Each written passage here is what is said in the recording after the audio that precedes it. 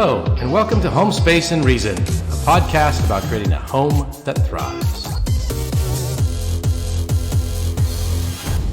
Hi there, I'm Christina Browning, your host.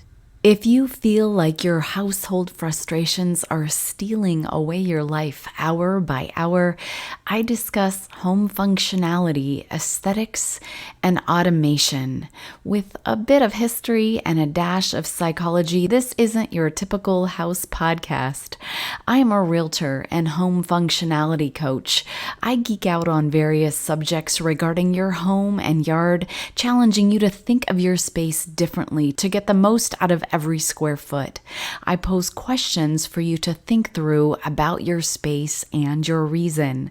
This podcast is all positive, making adulting easier one podcast at a time. Remember, there's no such thing as perfect, but you can still aim for your best every day. In this episode, let's discuss home functionality and aesthetics. 4 ways to become re-inspired with your space. Episode 35. The top thing that affects how a space functions and feels is light. When refreshing your space, look first to your windows and light fixtures.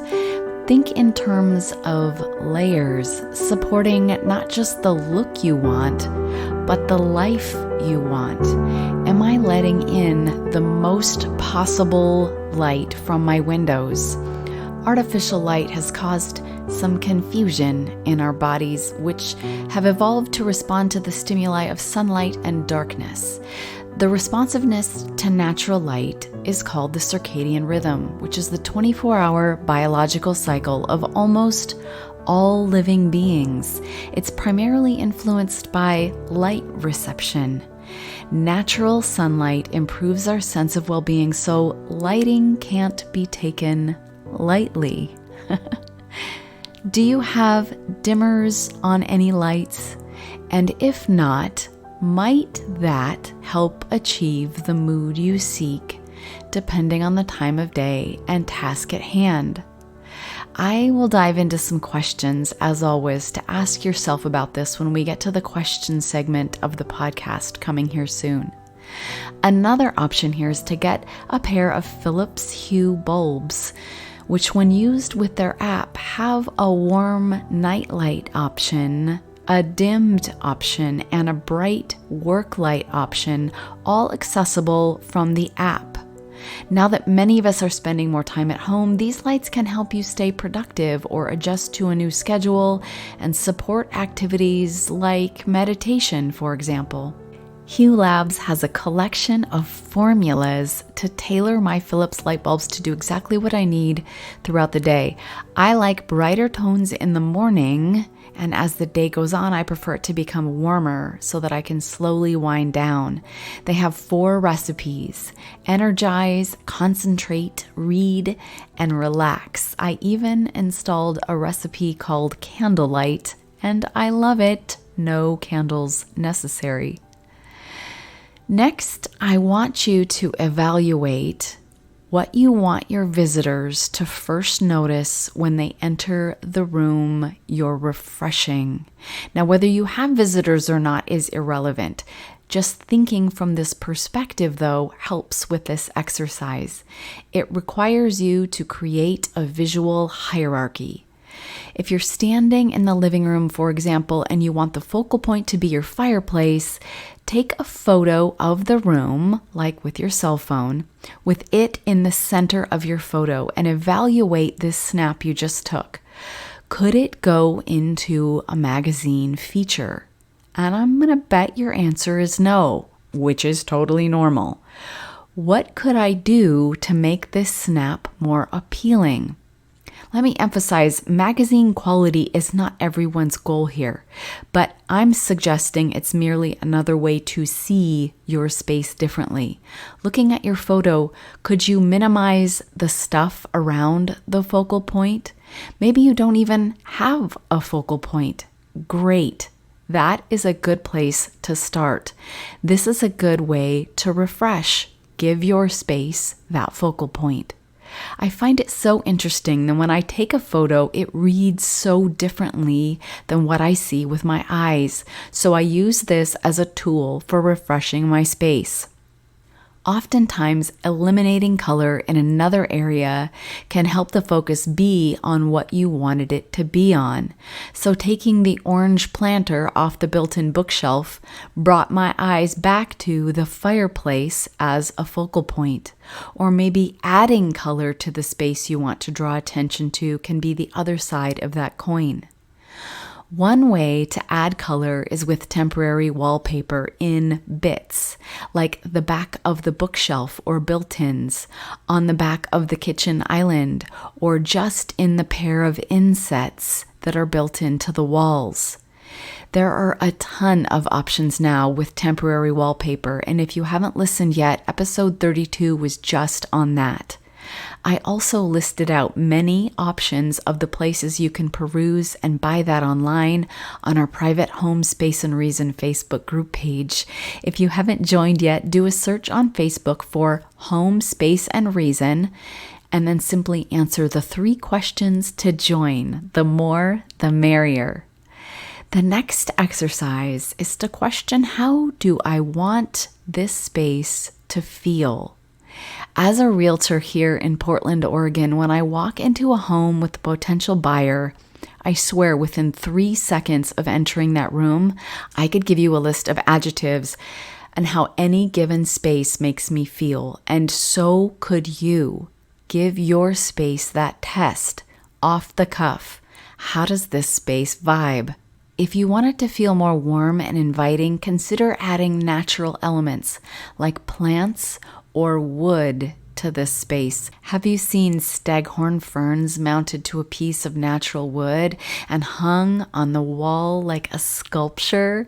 This sort of thing can double as art and helps to really make an area feel homey. Layering a mirror leaning against the wall behind a plant or shifted slightly behind some art for a bit of an overlap can be an easy refresh, and I also love that mirrors help light to move around the room.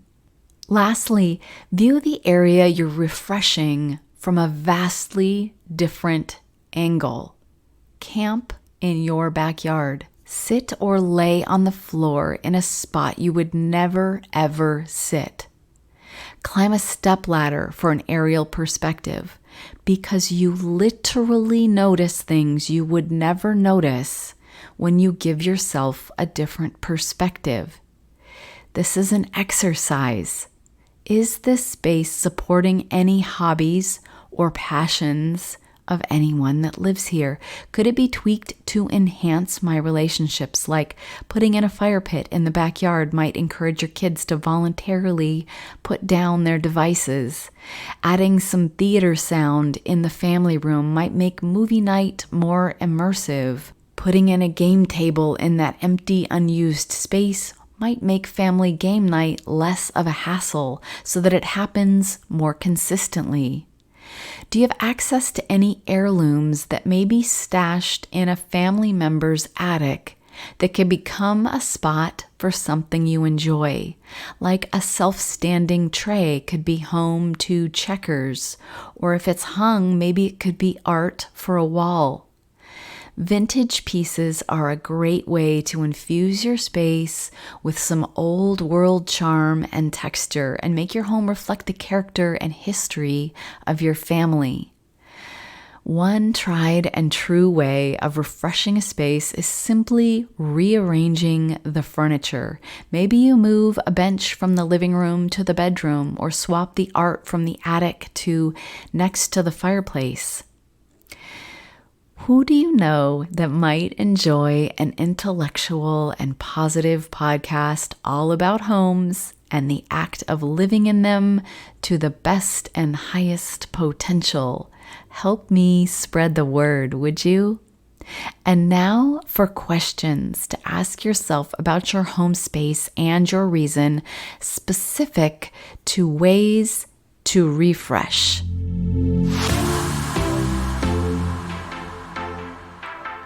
Question number 1. Where is my main source of light during the day? And have I given it full permission to light my space? Read into this. If I have blinds, do I open them or do I pull them all the way up to optimize the light? If I have curtains, are they opened fully? Do I open them fully every day? During the evening, do I have more than one light source? And most importantly, is it coming from lamps in the middle of the room instead of raining down from one source on the ceiling? And the last part to this question, do I have warm bulbs for snuggling into my evenings and cool, bright-toned bulbs for supporting my projects or high-energy activities? Would installing dimmers help me? For more of a deep dive into this subject, listen to episode 6, specific to windows and lighting. Question number 2. Where is the color in my room? Is it evenly distributed? Is it placed intentionally to draw attention to my focal point or a particular area? Do I have different versions of this color so it has depth and interest? If I only have 2 colors, can I seek out adding some additional depth by looking to nature for additional shades? Colorpalette.net has exceptional nature-inspired ideas for your eyes to feast on. And if you're not sure what color to add to your space, that might be unexpected or not the same as every single room photo out there, you might refer to this website for inspiration. Question 3. Have I incorporated wood, leather, natural weave of some sort like rope or basket materials and plants into my space? If not, where might this be incorporated? This helps in adding texture to a space. Look to Pinterest and the spaces you are attracted to. Do you see natural bits in these photos that you like? If you have a credenza that is outdated, might you add hardware or swap hardware out to incorporate a little shine or sparkle? Question your inclusion of or lack of textures. Question 4. Do I have too much matchy-matchy going on, which gives off the 1980s or 90s vibe? If you have a set of matching chairs, could you swap one of the 2 chairs into another room? Could you recover one? Could you sell one and take the cash to buy something different? If your kitchen island matches your kitchen cabinets, could you add some removable wallpaper to the backside facing the adjacent room so it's less matchy-matchy? One of my favorite ways to refresh a space is to simply recover my pillows. Even if you don't sew like I do, you can buy just pillow covers, and they come in non-matchy-matchy schemes now where you can get like a faux leather, a black and white chunky weave stripe, and another something totally different in there to update your space for very little effort and very little money. Question 5. What is my television situation? Do I like it? If your TV is not mounted, could you mount it? Is there some interesting framing around it? If not, could there be? Maybe revisiting the media stand you have it sitting on. Could you get a wall-mounted credenza and get things up off the floor? I never like the look of a large black rectangle sitting there by itself, blank, just staring at the room with its darkness. So, With our mounted TV, I ran wood from the top of the built-in bookshelves all the way to the ceiling to be a backdrop of sorts for the TV to live. It gave it parameters and visual permission, I guess, of sorts, to be there. It doesn't go all the way to the outer wall on the left, nor to the outer wall on the right, but simply runs up the middle to give the television a happy home, a frame of sorts, and so it's less of a massive black rectangle just hanging there on the wall. I wanted to take this opportunity to tell you about a genius home tip. If you're painting your space, you'll be taking off the light switch plates anyway. You can literally write on the back of your light switch plates what color paint you used, so you can refer to it always.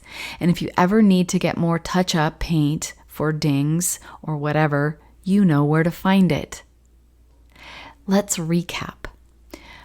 Update your lighting or your habits as it relates to lighting, letting in more light, adding dimmers, or changing bulbs.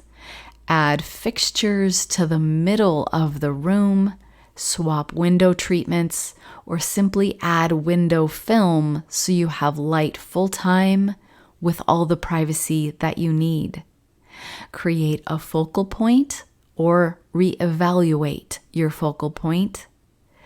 Make updates based on how you want the room or space to feel using natural elements.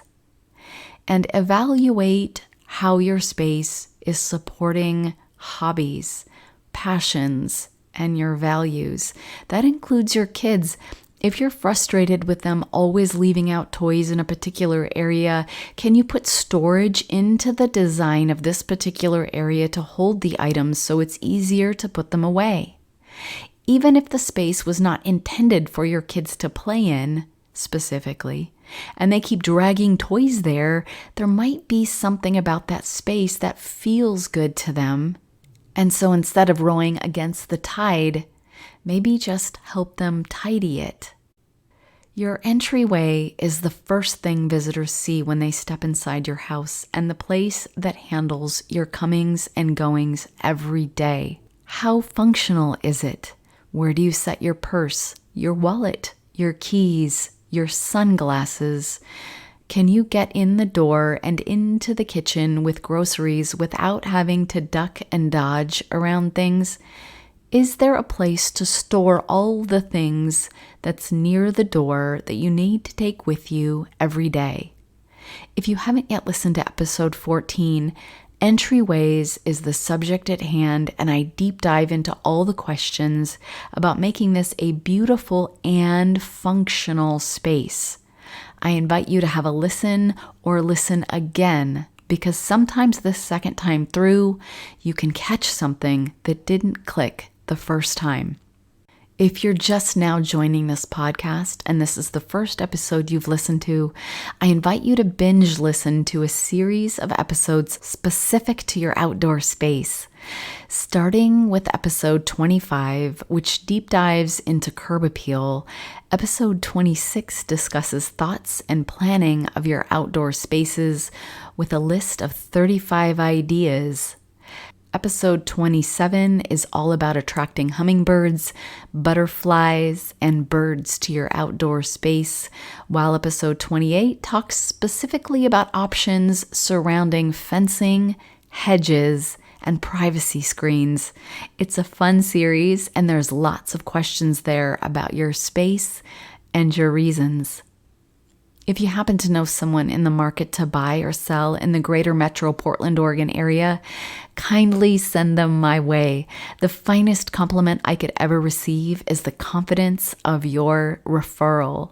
Follow me under the handle on the platform of your choice at Space and Reason, and write a review for me, please, because that lets others know this is a podcast worth listening to. If you'd like to collaborate, reach out to me through social media or my website, spaceandreason.com.